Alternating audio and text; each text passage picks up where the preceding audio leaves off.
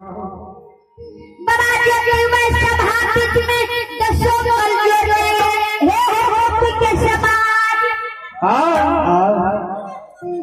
ए बीच में भैया हे होती के मत भैया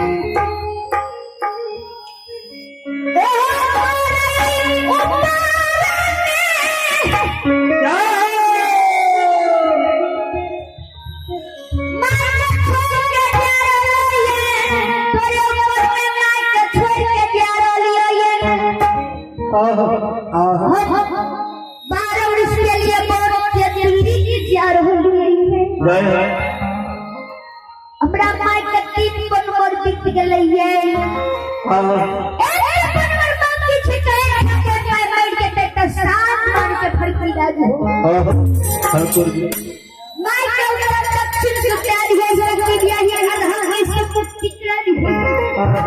मार इसलिए हम बदली जा रही है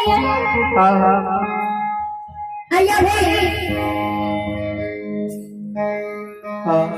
मंडप कलाकार आया है मंडप कलाकार को सुबह कि आज है रमेश बाबू को क्या मुझे डांस की खिलाड़ी हो गए हमारी पार्टी का अच्छे बड़ी बड़ी बनाओ है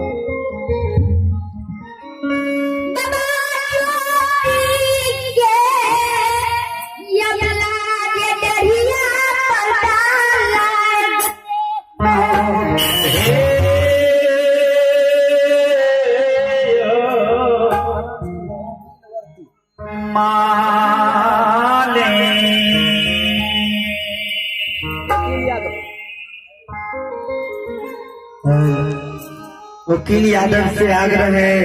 कि आप मंडप के पास आवे, आपको बुला रहा है। वकील यादव से आग्रह है कि आप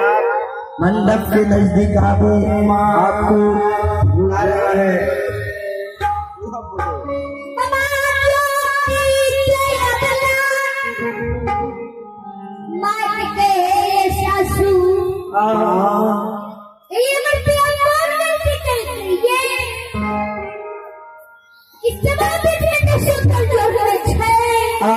क्या जब